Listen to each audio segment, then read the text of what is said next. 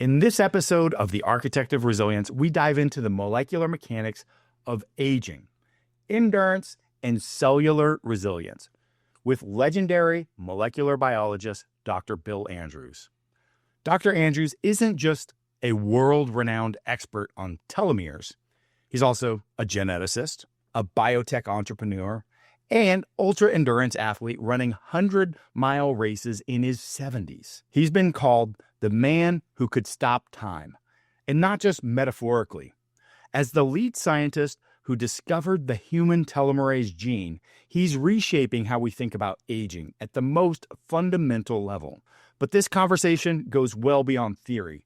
We get into the practical, the controversial, and the yet-to-be-unlocked frontiers of age reversal. In this episode, we get into why telomeres, the caps at the end of your chromosomes, are the real biological clock of aging. The surprising reason our bodies intentionally shut off the telomerase gene, and why reversing that decision may be the key to human longevity. The most misunderstood lab results in aging science, and what most companies get completely wrong about telomere testing. Can you actually slow aging at a cellular level? Dr. Andrews shares how Telovito nutraceutical works and how it differs from popular options like eptatalon, what he's doing to extend his own lifespan, from gene therapy to daily habits to high-altitude Himalayan ultramarathons.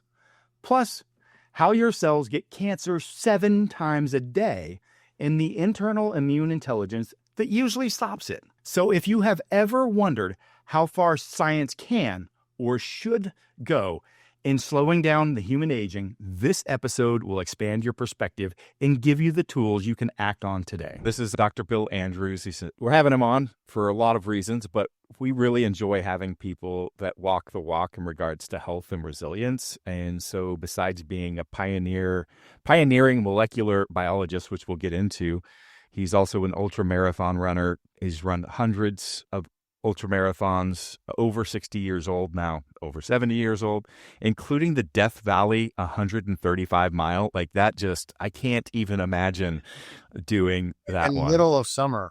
So it was 130 degrees temperatures. Yeah. Oh my Lord. What you got to tell me a little, I mean, that's just insane. How many people do that one? Actually, it's so, I mean, there's a waiting list. They're only allowed to have something like, I think it's 100 different runners in the race every year. The county won't allow them to have more, but it's like the application to get in, you have to write an essay about why you want to be in it, things like that. It's a hard screening process. I've done it twice. My wife's done it once. It's harder to get into the race than it is to do the race. It's 135 miles. It's called the Badwater. It starts in the lowest point of the continental United States. That's in Death Valley, in the middle of summer. The finish line is at the highest point in the continental United States, on Mount Whitney.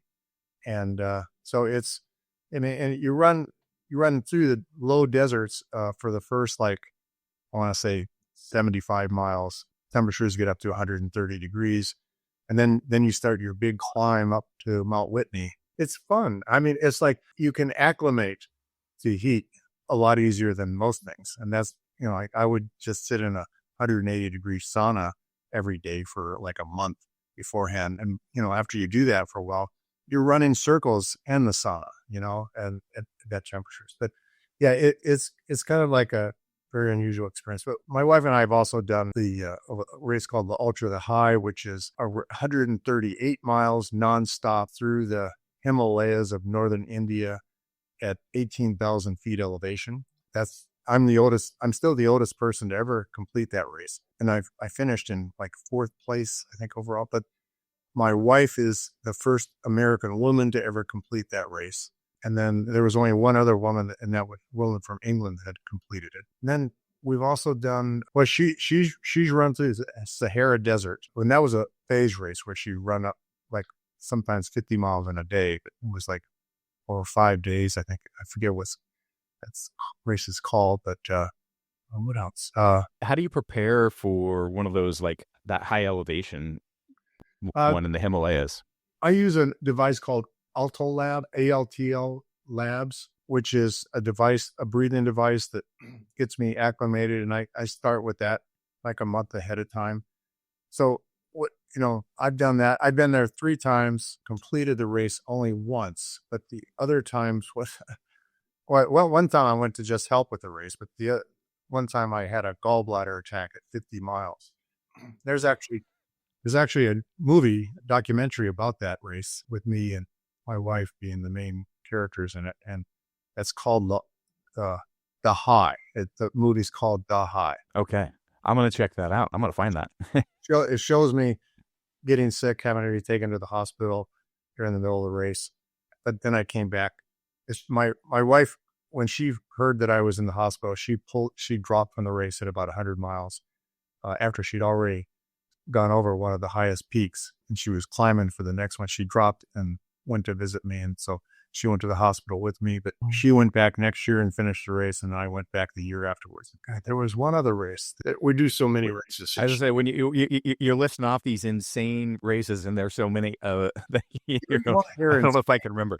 You want to hear its name? She just did 7 marathons on 7 continents in 7 days, and then that included Antarctica. And then right after she got done, she got on a boat and went to the North Pole and ran another marathon with polar bears and everything running by her at the geographical North Pole. And she just got back from that about a month ago, and then she right away went to Bavarian Alps and did a long hike with her daughter and son-in-law. But yeah, she's a wild person. You're clearly a very driven individual, very successful, and obviously, you're going to pair with people like that. So diving into, away from the ultra marathon and kind of the success, like you have, I mentioned you're a pioneering molecular biologist, but the reason having you on is your discovery. You led the team that discovered the human telomerase gene. I mean, this is a landmark finding that reshaped like our understanding of aging at a cellular level. I mean, that's massive. So yeah, I could list a lot of accolades. You're in media, documentaries, but your life's work, my understanding, is around extending human health span through these drivers of cellular aging. So can you tell us or explain for our audience what telomeres are and how they relate to the aging process? So just really foundational level. Let's build off of that. Well, let me just begin with saying that it's been a part of my life where I've been working for, like, I want to say 25 plus years, trying to figure out something, trying to discover something like telomeres in the cells. Because I concluded, along with other friends of mine in anti-aging clubs in college and high school and things like that, that aging had to be due to something like ride tickets at an amusement park. Okay, so we couldn't figure out how a human cell could know how old it is or how much longer it could live and things like that. But we knew there was a theoretical maximum lifespan of 125 years in humans. And how could that be explained? Why wasn't there a much broader bell curve for the age that people die? So we decided cells had to have something like ride tickets at an amusement park inside of themselves. And every time a cell divided, it would lose a ticket. And when it got down to its last ticket, it couldn't divide anymore. It couldn't go on another ride, essentially. So I spent years while I was still in biotech after getting my PhD, just trying to figure out what could these ride tickets be. And then I heard Dr. Calvin Harley speak in Tahoe in the early 1990s, in Lake Tahoe in the early 1990s. He had mentioned that telomeres get shorter every time a cell divides. And I didn't know that till then. I knew what a telomere was, but I didn't know that they get shorter. And it was a kind of a new concept, but I suddenly started realizing these are the ride tickets. These could be the ride tickets. And so I went up to him and I said, has anybody figured out how to re-lengthen those tickets or the telomeres, or how to add more ride tickets back? He said, no, we've been working on it for years with colleagues all over the world, at labs and colleagues all over the world working with us, and we haven't figured it out. And I just said, let me come and work with you. I'll have it figured out in 3 months, I said. And he put 3/4 of the company, his company, which was Gerald Corporation, put 3/4 of the employees in reporting to me. And 3 months and 17 days later, we discovered human telomerase. So you're telling me you missed the deadline? Yeah, and then I budged on him for interfering with me because he wanted me to do so many other things too at the time when all I wanted to do was figure out how to put more ride tickets back at our telomeres. Now, telomeres are found at the tips of our chromosomes, and they get shorter as we age, and it's by a fixed measurement. And so, what Calvin, what really got me excited about Calvin Harley's talk was he had pointed out that he could measure the length of a person's telomeres, and he could tell them how old they are and how long it would be before they die of old age, better than any fortune teller looking at the palm of your hand could do. Okay, and it just started all making sense that this could be it, and we didn't really know it was it because so cells enter a phase called senescence. As soon as they stop dividing, they enter a phase called senescence. Up until that time, it had been said that it was impossible to prevent cells from going into senescence. It was impossible to reverse senescence, and nobody understood how it was actually occurring.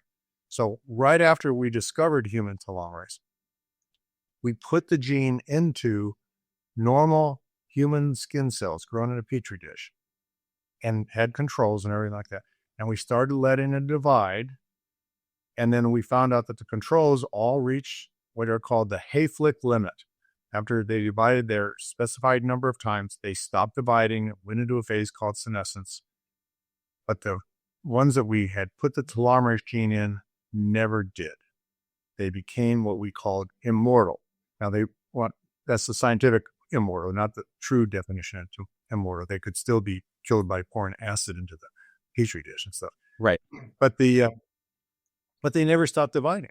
And we kept those going for years and years and years, and just no signs of it. And what was more important, which a lot of people seem to overlook, is that these cells never, ever became cancer. They never got sick in any way. They remained healthy. And there were rumors that doing such a thing would turn the cells into cancer cells, but it did the exact opposite. Yeah, that was actually going to be the question that was running in my head is, besides, affecting that aging, how did it affect the resilience at that cell level? Cancer. Okay. I was National Inventor of the Year for my cancer research. Okay. And this is one of the reasons why Calvin Harley hired me so quickly is I had already been a key inventor of many big biotech blockbusters like human growth hormone, tissue plasminogen activator, beta seron, erythropoietin, and I probably only named a fraction of them. I had a history of actually getting a lot of things done, but yeah, I saw it looks like hundreds of patents under your name. So yeah, I skipped over that on the intro, but yeah. I don't spend a lot of time publishing papers because they interfere with getting research. As soon as I get one thing done, I want to go and solve the next thing. But and so telomeres and telomerase ended become the big thing in my life because I'd been spending so many years trying to figure out what those ride tickets were. There was something I was discussing just a minute ago that I didn't finish, and we got off on a tangent there, but we'll come back to that maybe later. Yeah, there was you're diving into senescence and ending their ability to, the being immortal, and then the cancer. And there was no cancer associated with them. Yeah. We were talking about cancer. Okay, so cancer is the lack of growth control. Okay, now I'm a leading expert on cancer. That's why I got the National Inventor of the Year award in the United States for my cancer research. Cancer is the lack of growth control, where cells just start growing out of control. Telomerase doesn't cause cells to grow out of control. It just gives them more opportunities to divide when they're supposed to divide. Okay. And so it actually makes you healthy. So let's take drinking alcohol as an example. Drinking alcohol kills your liver cells. Okay. Everybody knows that. Okay. And that's okay when you're young because of the fact that you have other cells in your liver that can divide to replace those killed cells. But every time, and I call the cells that die, they're the frontline cells. They're the cells that are actually where all the action is. Then there's other cells in the liver called reserve cells, which are the ones that will divide to replace the killed cells, just like in a battle, a military battle. There's a front line and then there's reserves. Okay, so, but every time the reserve cells divide, their telomeres get a little shorter, and they're getting shorter at a faster rate than is normal, which is about once a year. But now they're going dividing faster. So you get the reserve cells still when you're young, you're drinking the alcohol, but when you get older, like 40 or 50, you suddenly, because of the accelerated cell division of replacing the frontline cells, your frontline cell, your reserve cells can't divide anymore because they've lost all their telomeres, all their ride tickets. And so you then get liver cirrhosis, okay, and which is an accumulation of dead cells, and that kills you. But that's pretty much the model for what's happening with telomere shortening and stuff. And now that doesn't happen with cancer cells because the cancers have telomerase inside the cells. And if we were to put telomerase into somebody's liver cells, they could drink alcohol for the rest of their lives and never get liver cirrhosis because they would always have reserve cells with being supplied with additional ride tickets to be able to replace the killed cells from the alcohol. But that's pretty much what it's all about. The other advantage is that not only is there more reserve cells to divide, but there's also decreased risks of them becoming cancer and unhealthy and things like that. And it turns out that one of the major causes of cancer, again, remember, I'm a cancer expert too, even though I'm mostly in the aging field. One of the major causes of cancer is the skyrocketing mutation rates that occur from short telomeres. When telomeres, we can see this in the light microscope. We can see mutations so big, chromosome rearrangements, that we can see big changes in the chromosomes just because that are induced by short telomeres. So keeping telomeres long decreases the risk of the mutations, decreases the risk of them cells becoming cancer as a result of the mutations. All cancers are caused by mutations. And then it also keeps the telomeres long in your immune cells, which our immune cells are our best defense against cancer. I mean, a lot of people don't realize, but we get cancer on average 7 times a day, but our immune system fights the cancers. And when it starts getting weak from short telomeres, then it loses the ability. Immune cells go into a phase called immune senescence, and it decrease abilities to fight cancer. I know I'm all over the board here. What tools do we have at our disposal to keep our telomeres long? That's my major research. We can do work in human cells in petri dishes. Colleagues of mine that I used to work with at Geron, like Dr. Walter Funk, he's done experiments where he's grown human skin on the back of a mouse and was able to treat these cells with telomerase and showed they became younger in every way by every marker imaginable. Dr. Rhonda Pino did this with engineered mice, because mice don't age by telomere shortening, but he engineered mice that do. He showed that he could reverse their aging in every way. But the techniques are not suitable yet for use in humans. I mean, there is some clinical studies going on trying to use what's called gene therapy to put the telomerase gene into cells, but it's super expensive. Like in my clinical protocol that I'm trying to get clinical studies done, it's costing me $1 million to treat one person once. And I haven't even treated one person yet. Okay. But I'm anxious to get that done. In the meantime, I'm looking for safe ways, because gene therapy is essentially causing a new gene to enter the cell, and the disruption to the cell, just like let's imagine opening up holes in the cells to allow the gene to get in. Okay, is not the best thing, healthiest thing for cells. So there's a significant amount of bad things happening. Okay, so what I'm trying to do is I'm trying to figure out a way to have the cell produce its own telomerase inside. And the key is that one of the things that we did when I was still at Geron was take into account that if telomeres shorten every time a cell divides, how is it possible that our children are born younger than we are? Okay, how is it possible that their telomeres are longer? than ours. Okay, so we knew that there had to be something in our reproductive cells, our primordial germ cells, that would lengthen telomeres, or at least keep them from shortening. And that's how we discovered human telomerase, was focusing on that. Okay, so the next step was to put the human telomerase into regular cells and see what happens. But we haven't gotten to the point yet of being able to produce as much telomerase as the gene therapy does. But we have made significant progress in producing enough telomerase to slow down the rate of telomere shortening. And the best thing that we've discovered to date is the nutraceuticals, is a product called Telovital, which is let's say, ingredient. So we tested over 10,000, probably close to 20,000 different plant extracts, fractions of plant extracts, where their ability to be, when exposed to cells, human cells, causes those cells to turn on the telomerase gene. Because our reproductive cells contain produce telomerase, that means all of our cells have the gene. It's just shut off. So we're trying to shut that gene back on. We have found things that do turn it on, but not as much as gene therapy will produce. But these cells, when we turn it on, they do slow down the rate of telomere shortening. And a lot of people think, well, shoot, you haven't figured out how to produce enough to reverse aging yet. And I say, no, we haven't. But slowing it down is a good thing. I mean, it's like we have this theoretical maximum lifespan of 125 years. We've known that long before we discovered telomere shortening, but lots of studies have shown that.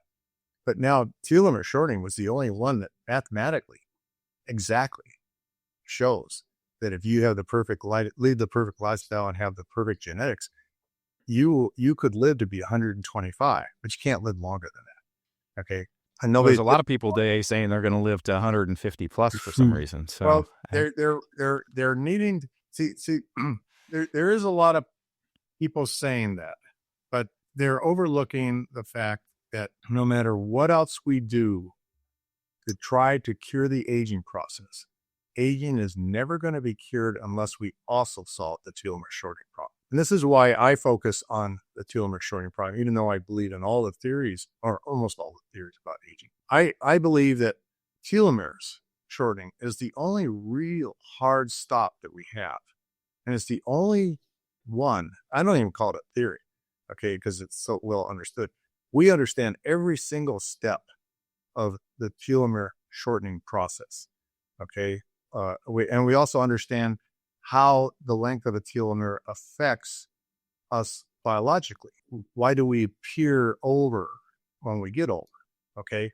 Well, telomeres actually explain it by being like they have every hallmark of what's called an enhancer sequence. Okay. Enhancers are things found in our chromosomes that regulate genes that are like hundreds of thousands of bases away. They do this so by folding over, bringing proteins that are bound to the enhancer in contact with proteins bound to promoters, the dimmer switches that turn genes on and off.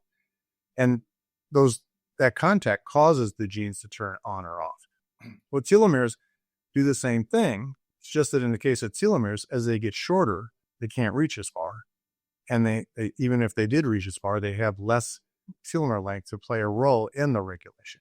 So yes, a lot of people are saying, yes, we're going to be living to be 150 or 200 or something like that and soon, but not if we or somebody else doesn't figure out how to solve the telomere shortening problem. That is putting a hard stop. Nobody else has ever explained. Now, the other thing is like the other major theories about aging, like DNA methylation and IgG glycosylation, which I believe in a lot. Nobody's really explained how that methylation occurs. Okay. What's going on there? We know that methylases are enzymes called methylases are what cause the methylation. But what tells the methylase where to methylate and when to methylate? Okay. Same with IgG glycosylation. When does that happen? It's like, but it turns out telomeres are playing a role in everything. Telomeres are actually, the length of a telomere is dictating a lot of things. We've done studies on sirtuins and things like that. We can now lengthen and shorten telomeres and show that things like sirtuin go up and down, up and down, up and down. And there's a whole bunch of other genes that are regulated by that. There's a key transcription factor, proteins that are involved in turning genes on and off. Like I was saying, these proteins that bind to the promoter and enhancer, so they're called transcription factors. Turns out that like 90% of all what are called zinc finger transcription factors are found right next to the telomeres. So the telomeres are probably regulating their expression, and then they are going on and regulating the expression of the genes in the rest of the cells, in the rest of the DNA in the cell. Really interested in learning more about mechanism of action, how this product that you're talking about, what's the mechanism of action that helps with protecting or restoring telomerase, and how it compares to like an epitalon and the experience your labs had with those. But additionally, I'm curious, when we talk a bit about these cells that don't necessarily age or whatever, when we look at their mitochondria, are there changes to cellular metabolism or the impacts on fusion and fission, how those correlate to telomerase? So I guess I've kind of bundled about 5 questions into one thing, but just to help me kind of connect the dots, I guess maybe if you could talk about mechanism of action and then morphological changes to the mitochondria associated with the increase or decrease in telomerase. Let me kind of answer those in reverse order, because I can't even remember the first question now, but Sure. you can re-ask the questions. But so mitochondria. Okay, so 90% of mitochondria proteins are encoded by the nuclear chromosomes. Okay, and telomeres are regulating the expression of the nuclear chromosomes. So back in maybe 15 years ago, Dr. Rhonda Pennell published a study. Dr. Rhonda Pennell used to be the head of MD Anderson. He published a study where he showed that telomere lengths actually affect the expression of the mitochondria proteins, specifically PGC1 alpha. I think there's a and B or a 1 and 2. Some of the alpha, gamma, and beta. Yeah. So they those things don't get expressed unless the telomeres are long. So mitochondria health is very based on telomere length. Okay. So people don't, surprised to hear that, but they're not aware that 90% of a mitochondria is encoded by the nuclear chromosomes, not the mitochondria DNA. So just real quick, if I'm understanding the PGC1 alpha, PGC2, those are affected by the length of the telomerase. And then if that is off, does that affect then, is that something that would be expressed as like mitochondrial fragmentation, or how does that get expressed when that's not working properly? A lot of different things, just under the summary of mitochondria dysfunction. Yeah. So there's all kinds of, so mitochondria decline, then, something, I use the term mitophagy, even though a lot of people call it mitophagy. I've just been in the field so long, I still stick with the original pronunciations. But mitophagy is something that is really important to health. Urolithin A, for instance, is something that helps induce mitophagy, which is really good for getting rid of bad mitochondria. But you still need long telomeres in order to have mitochondria biogenesis, so new mitochondria being formed to replace the bad ones. But yeah, so the mitochondria do fall apart in numerous ways, fragmentation being one of them. But it requires having reasonably long telomeres in order to replace the dysfunctional mitochondria that are lost. So if the fragmentation essentially is one of the byproducts of bad things happening, is it safe to say that telomeres drive fission, so essentially making those parts available, or would the correlation be more with the fusion, assembling the good leftover parts after the mitophagy, or none of the above? There's a lot of turnover. So the parts that are dissolved during mitophagy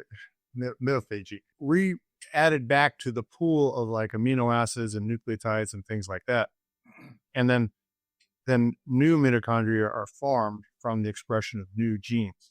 So I don't think there's any cases of where certain components of mitochondria are just brought back in intact. Okay, they have to all be remade to make the new mitochondria. Did I answer that question? Because there was no, I should have been clearer with the wording, but that's perfect. Fission, but I think you meant expression, gene expression.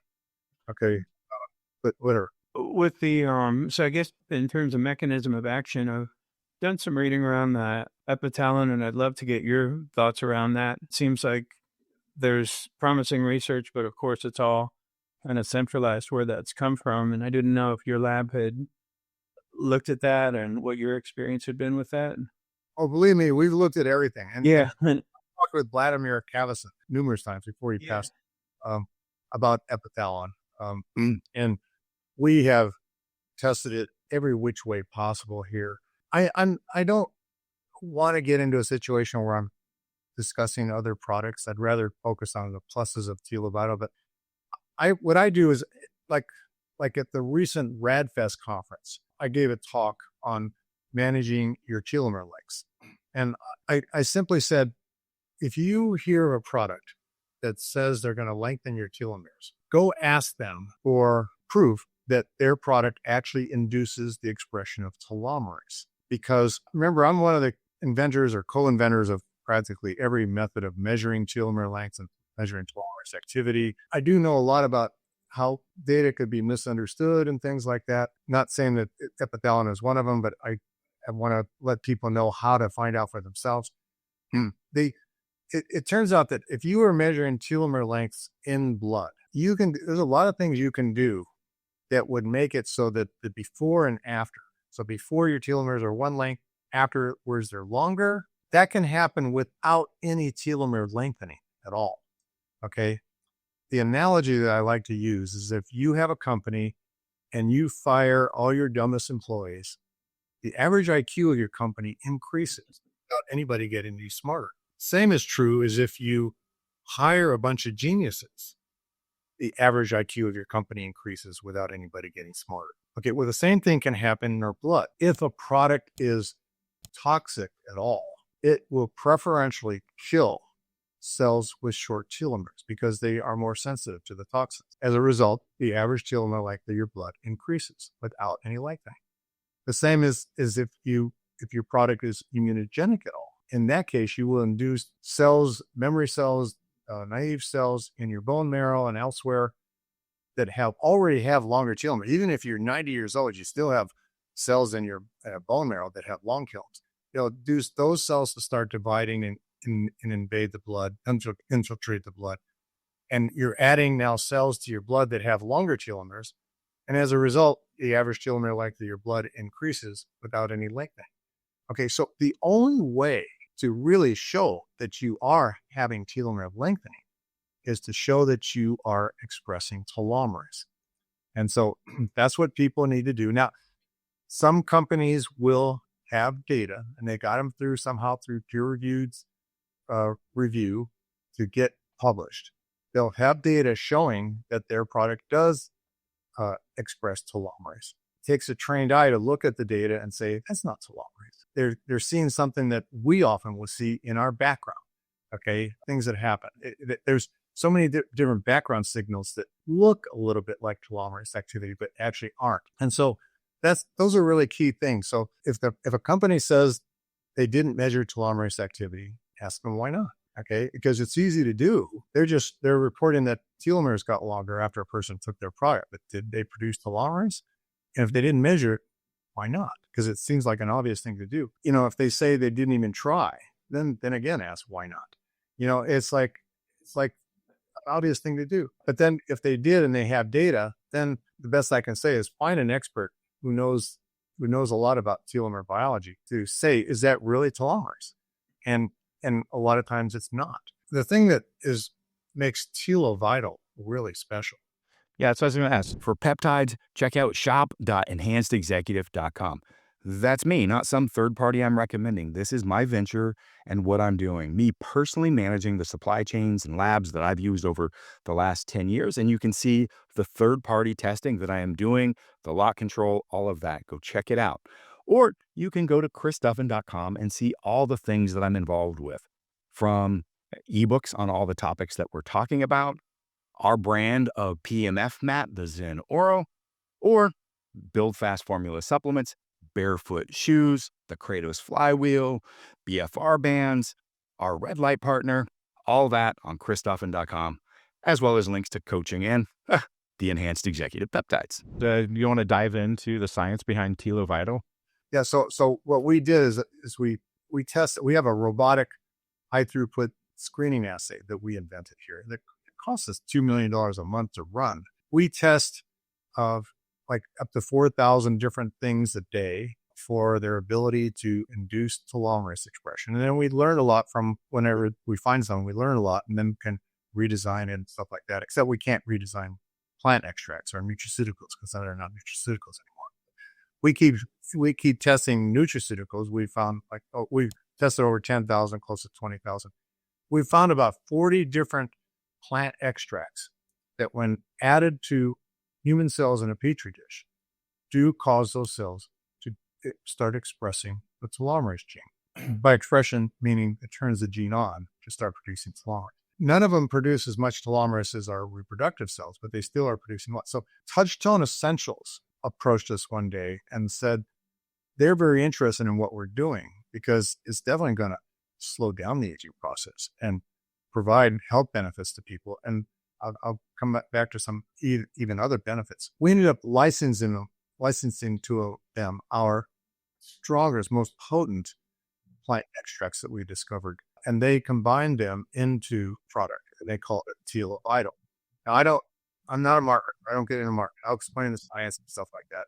But I am excited to say that Touchstone Essentials is one, which is the company. I think, did I mention the name already? Yeah, Touchstone Essentials is the most exciting out there for because the founder of it is just obsessed with human health and making people happier and healthier, not into profits. And it's expensive to make the product. Okay. And that's why a lot of other companies that have looked into it have decided not to do it because their profit margins wouldn't be high enough. Eddie Stone, who's the founder of Touchstone, I think Touchstone has something to do with his last name. Well, he said he's not interested in profit margins. He just wants to get a product out. And so I've had a really great relationship with Touchstone Essentials, but they are now marketing this product. I'm excited about it because I'm not aware of anything that anybody could do right now better, unless they want to spend millions of dollars on trying to be in a clinical study on gene therapy or something like that. There's nothing they could do better than taking Telovital. I take it every day.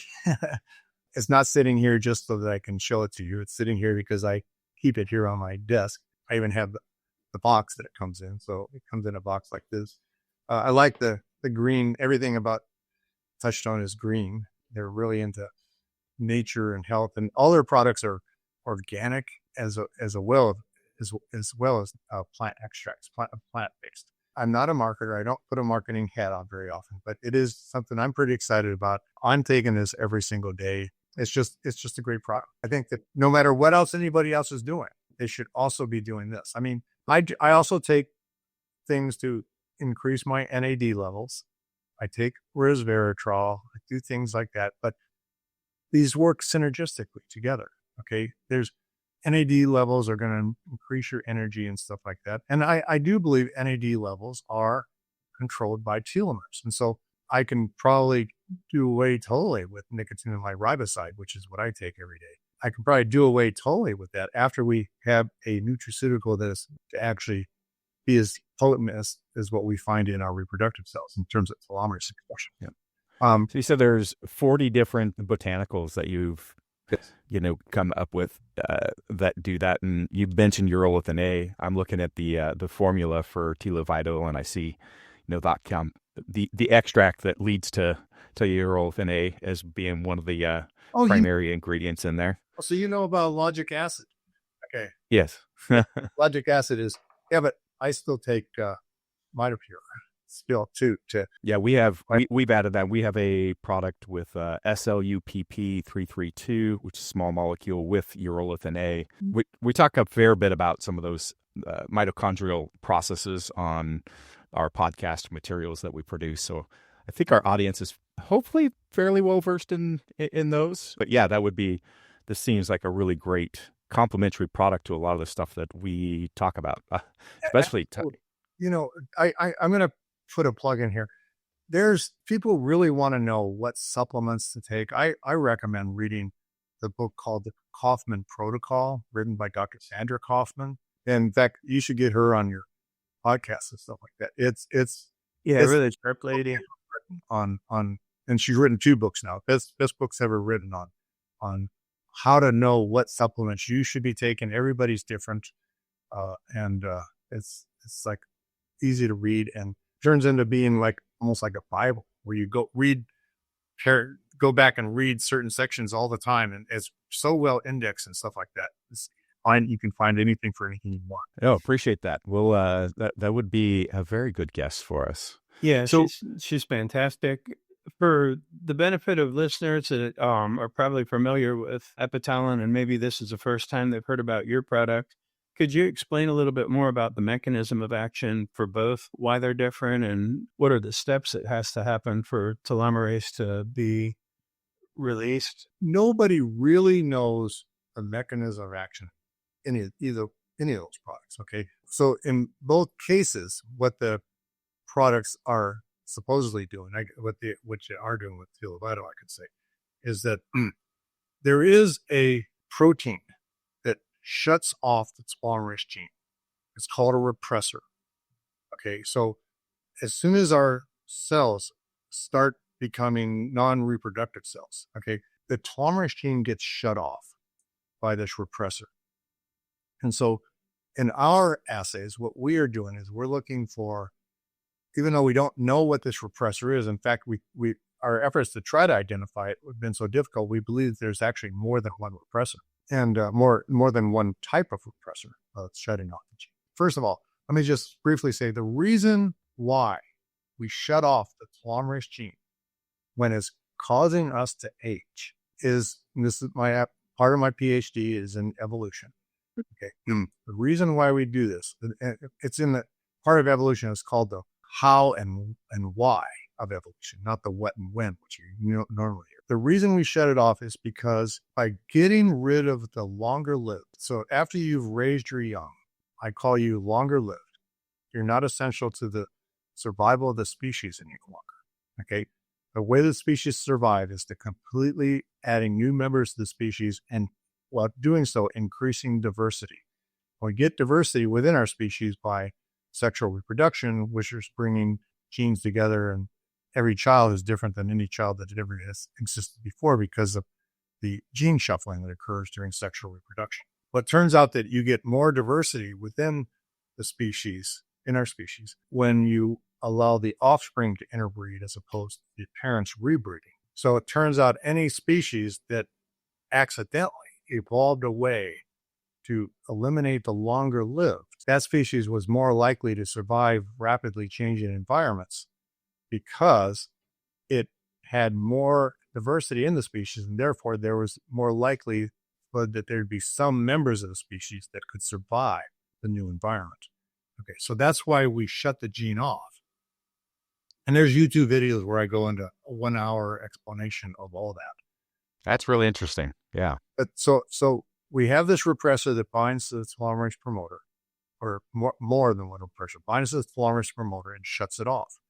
So in our high throughput robotic screens, what we're doing is looking for any kind of compound, chemical, nutraceutical, whatever, that can get inside the cell and then bind to that repressor and dislodge it.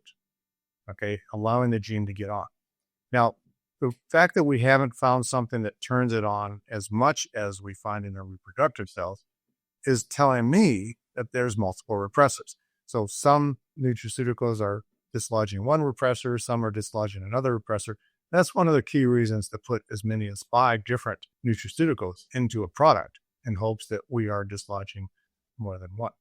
That would be the closest to mechanism of action. Okay, so, but it's not, we don't know what that repressor is, we don't know what the repressors are, but we do know that the nutraceuticals, some ingredient in the nutraceuticals, because remember, these are mixed plant extracts, even though they're fractions, they're still mixtures of protein. One of those components in there is actually binding to the repressor, dislodging that repressor, allowing the telomerase gene to turn on. One day we'd like to go ahead and fractionate the plant extracts even further to identify the key components that might help us improve expression even further. The problem with that is it's super expensive to do, and we probably would make more progress by just continuing screening as we're doing.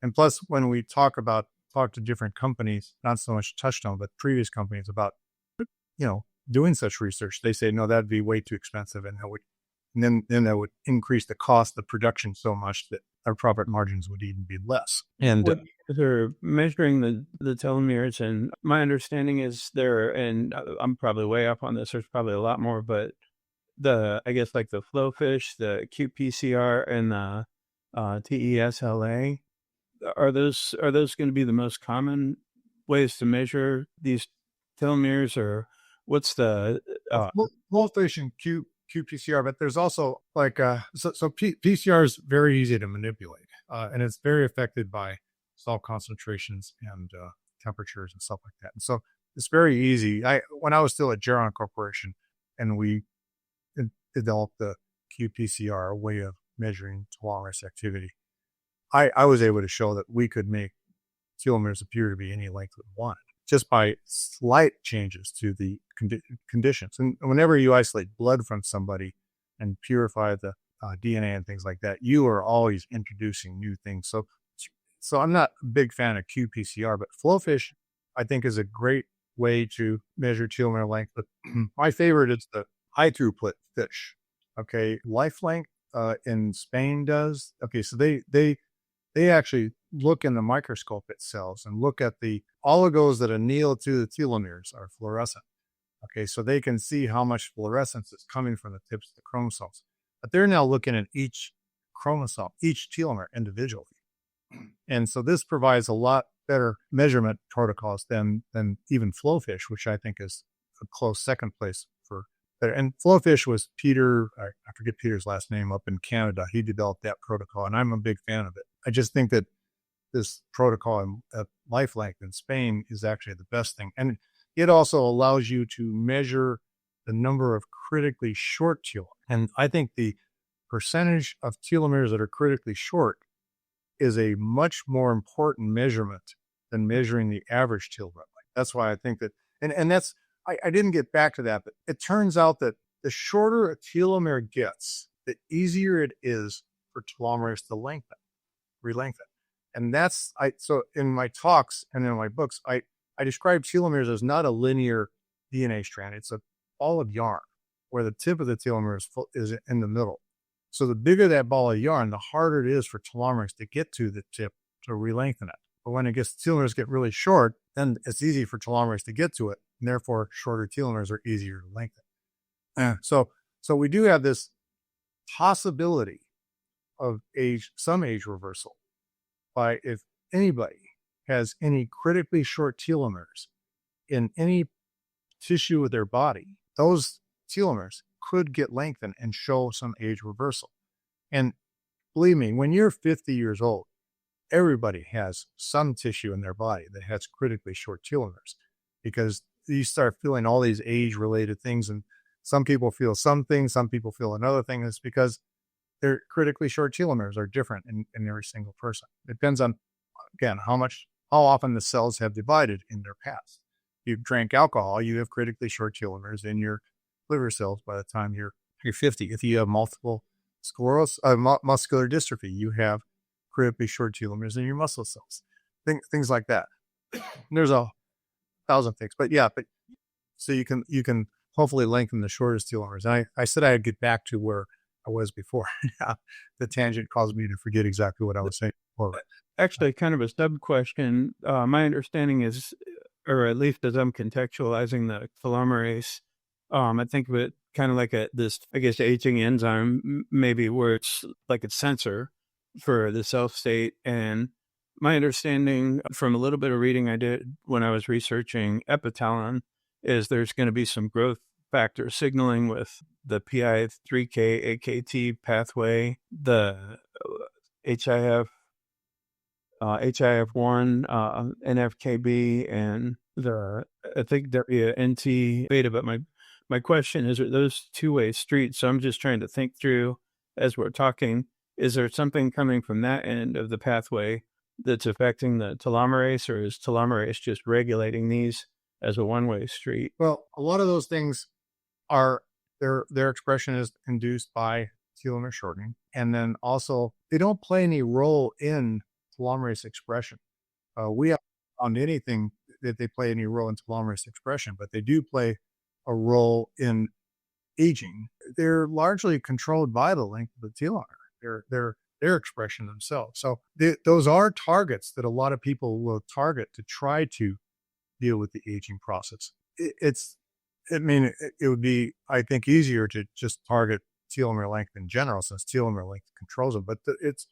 But we're learning a lot from all the research that others are doing to just specifically those particular proteins. But it takes more than what is it? You can't win a war with just one battle. There's so many different things that have to be done. But like NAD is my favorite example. It's just increasing NAD levels is very, very good for you. And I'm a big, strong believer in it. That's why I take nicotinamide riboside every day. Now, on that subject, and not to interject, but do you have any concerns, especially with your background and knowledge of cancer, the upregulation of CD38 and how the higher NAD levels could potentially be feeding cancer or senescent cells? The bad news is that no matter what you do to improve the health of your non-cancer cells, that's also going to improve the health of your cancer cells. Okay. But also you increase the ability of your non-cancer cells, especially your immune cells, to fight the cancers that are becoming healthier because of it. So it's like this scale, and there's talks, and even in my book, I talk about this scale of what produces cancer, what fights cancer. And like the question is, everything causes cancer, everything and increase cancer. But the question is, what causes it less? Okay. It's like, that's a really difficult question to answer, because what you're saying is true. Okay. But the question is, does increasing or decreasing CD38 or other things that you mentioned, do those increase the risk of cancer or decrease the risk of cancer?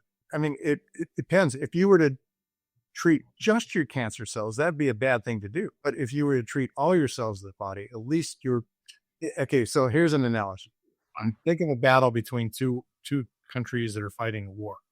Well, if you gave guns only to one side, they're obviously going to have a benefit of winning.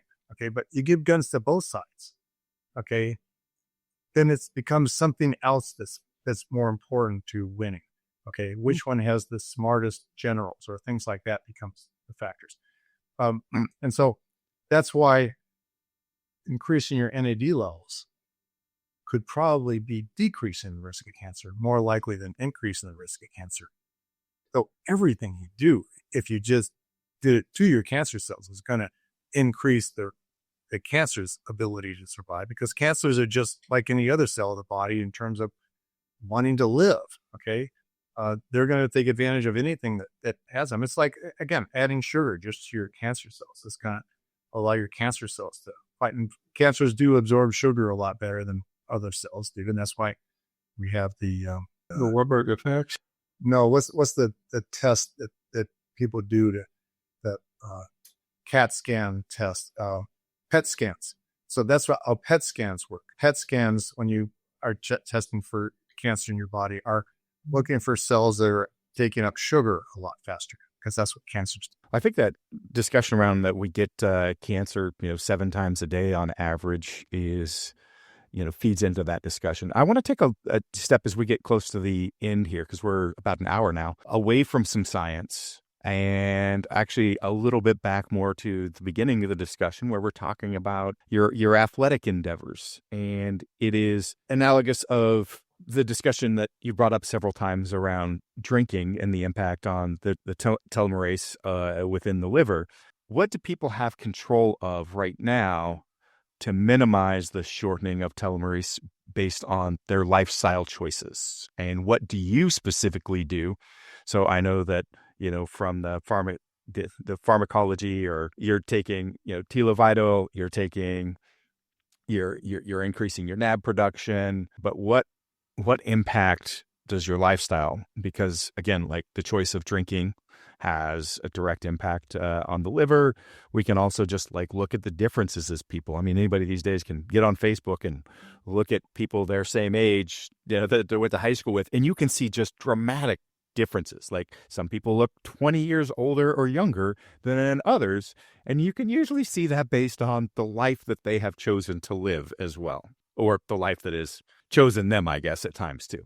So, yeah, how are you approaching that yourself? What does your life look like, and what do you do specifically to, reduce the impact of that longevity? Let me just first say, I went to a high school called the Cates School in Carpinteria, California.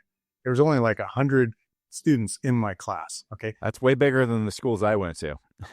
Oh, really? My class still gets together every month for a Zoom call.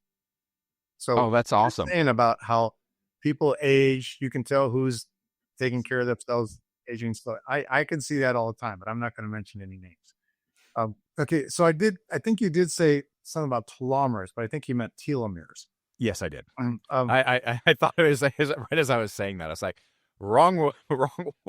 We don't have any telomerase produced in our cells at all. Yep. Because these repressors shut it off. So, so unless you're taking something like telovital, you're not changing. You can't do anything to affect your telomerase expression. Even though there's a lot of studies saying that lifestyle and different therapies you can do and other products do affect telomeres. A lot of them, most of them don't. Okay. So, but you can decrease the rate of accelerated telomere shortening. Okay. That's so antioxidants or oxidative stress, inflammation, a lot of different things will accelerate the rate of your telomere shortening. And that's one of the reasons why none of us live to be 125, because we all do bad things. Okay. So, but you can take antioxidants, anti-inflammatories. Smoking accelerates telomere shortening more than anything I know. Obesity does. You can decrease those. You could take your antioxidants. You could take your anti-inflammatories to decrease the rate of accelerated telomere shortening. I take a test called the ALCAT test, ALCAT, every year to identify foods that are inducing inflammation in me. And I quit eating those foods just to decrease the rate of inflammation. I want to live as long as possible. I'm in this field to cure my own aging because I want to be here when discover life on other planets and things like that, make first contact. I'm not going to do it unless I slow my aging process down as much as possible. But meditation, yoga, all those things. I've been a keynote speaker at yoga conferences, meditation conferences. I talk about how those things actually decrease the rate of accelerated telomere shortening. Just psychological attitudes. There's Dr. Elisa Epel, who's, I think, the leading authority in the world on the role that psychology plays in telomere lengths. There's another person you should get on your podcast. But there's a lot of things. And in a lot of my YouTube videos, I do go through a list. I can't remember them all, but there's a lot of things that people can do to decrease the rate of accelerated telomere shortening. Now, there's a level called the basal level of telomere shortening. It's caused by what's called the end replication problem, that you can't get below that, no matter what you do, your genetics or your lifestyle or your diet or anything like that. You can't get below the basal level rate of telomere shortening, which is the one that we mathematically calculate to say you can't live longer than 125 years. But Telovital is the only product right now that actually shows that it produces telomerase to actually reduce the basal level of telomere shortening, because now it's adding people to the other side of the tug of war. And I haven't used that analogy. Telomere shortening and lengthening is like a tug of war. In our reproductive cells, it's a tie. We have people pulling to lengthen, we have people pulling to shorten, but it's back and forth. It's a tie. In all of our other cells of the body, we only have the shorteners pulling short. Telovital adds people back to the other side to lengthen, but not enough to win the tug of war. But it does slow it down. If you have 10 people pulling on a rope on one side and one person pulling on the other side, that one person is not going to win, unless you're Arnold Schwarzenegger. They're not going to win, but they sure are going to slow down the people pulling to shorten your telomeres. And so that's the advantage of Telovital. So Telovital also contains antioxidants and anti-inflammatory. Okay, so not only is it removing people from the side of the tug of war they're pulling to shorten, it's also adding people to the side to lengthen, but not enough to beat the basal level Telomerase shortening, which is Yeah, I saw the some pretty powerful antioxidants on that botanical list for the Telovital. So looks like a really great product. And I think that gets to a good point of closing this out. I think you mentioned the company, but where can people learn more about, what you're doing with Sierra Sciences, more about the education that you're putting out, more about Telovital? Where would you send people to? Well, I have to confess, my website is not kept up really that because we're just a scientific research company. We don't market anything. We don't sell anything. If the only thing we ever do is we license ingredients to other companies to market. But I'm going to get that fixed. But there are a lot of YouTube videos where people can listen to me talk about what aging is, why we age, how we age, and how not to age. Okay, so I discuss all those things. My education, my entire life has been geared towards understanding all that.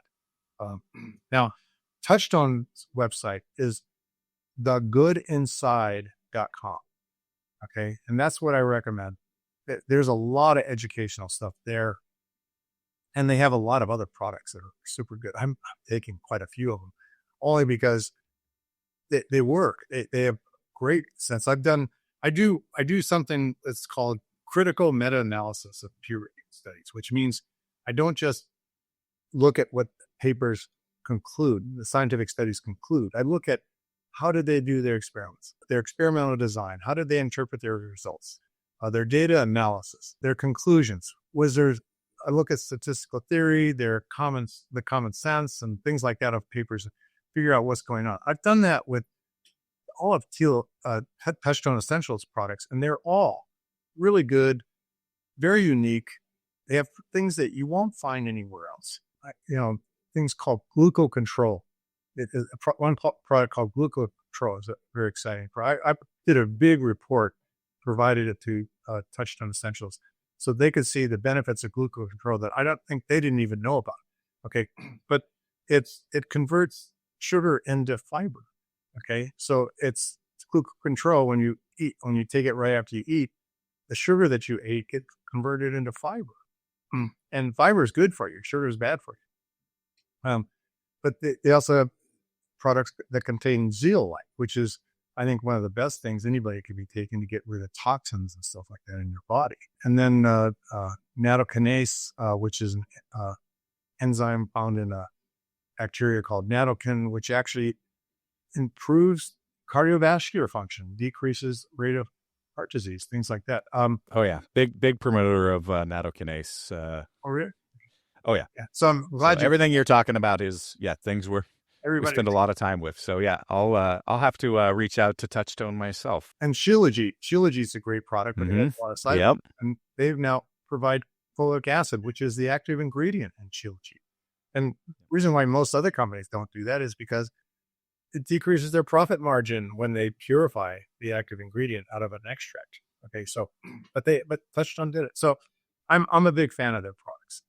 And I'm taking it all. And they got these green juice, which is another product I take every day. It's like, and other companies have greens and some things like that, which is a kind of a mixture of plants and stuff like that. So you get your daily dose of plant stuff like that. This green juice is actually superior to anything I've seen. Yeah. I saw the fulvic combined with the zeolite as well, which is definitely like a lot of applications for that. So yeah. All right. Well, really appreciate your time and doing a deeper dive on some of our kind of out there tangential questions that Anthony and I had today. Really appreciate it.